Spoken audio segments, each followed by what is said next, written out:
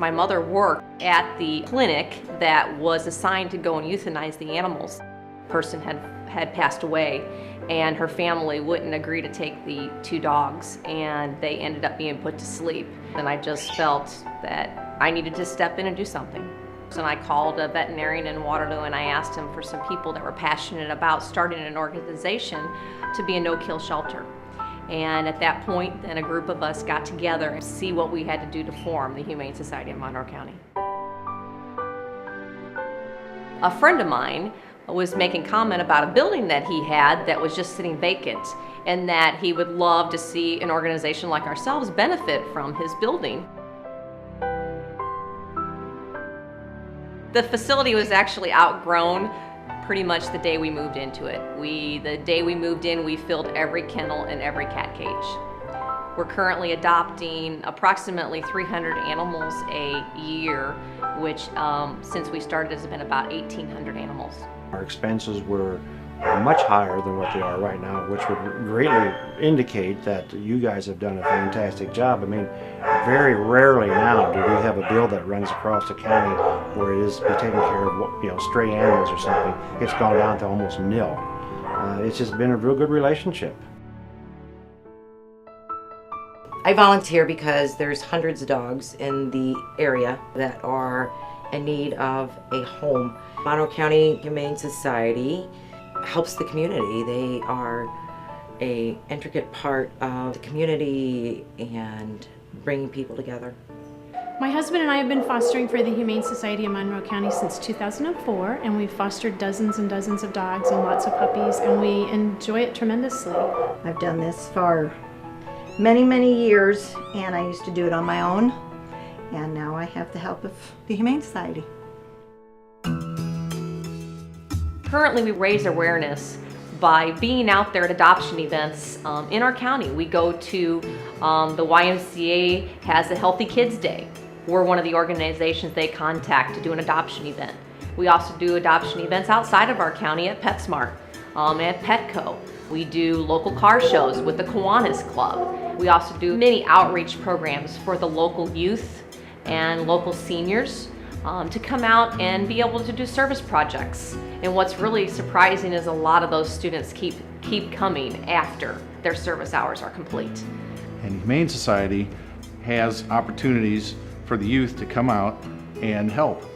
One scout helped establish a walking trail, and another scout put together a new climbing tree for the cats.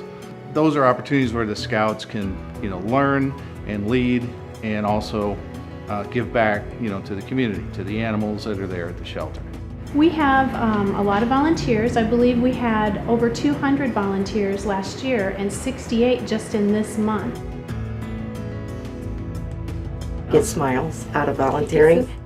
It brings my family together. It brings my husband and I together. We volunteer together, we feed dogs together. It brings us as a family together. Right now, the facility we have, it was a tremendous leap forward from operating as a foster home only facility.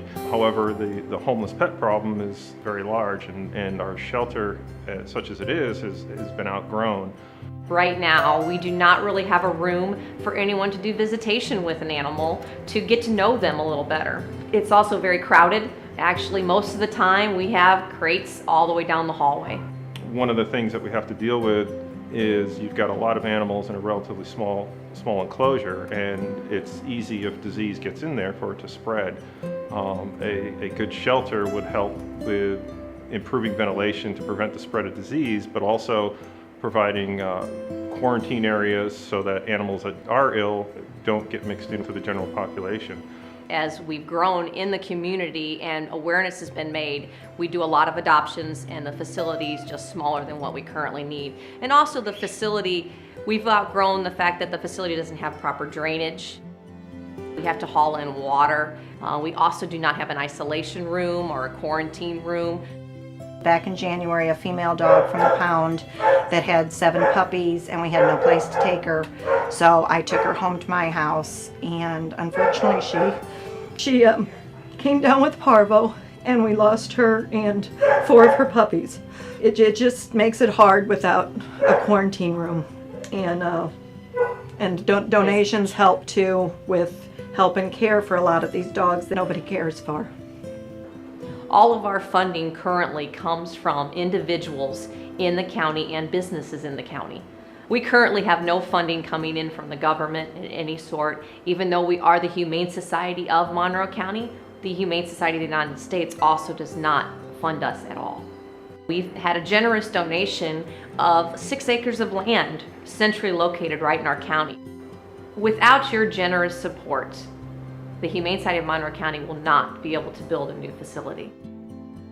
Our pets give everything they have to us unconditionally and ask for nothing in return. And they deserve an opportunity to have a good home where people will love them and return the love that they give to us. It warms your heart when you see people sharing in the love with the animal. The animals like being around them, and they like being around the animals. The animals of Monroe County need you.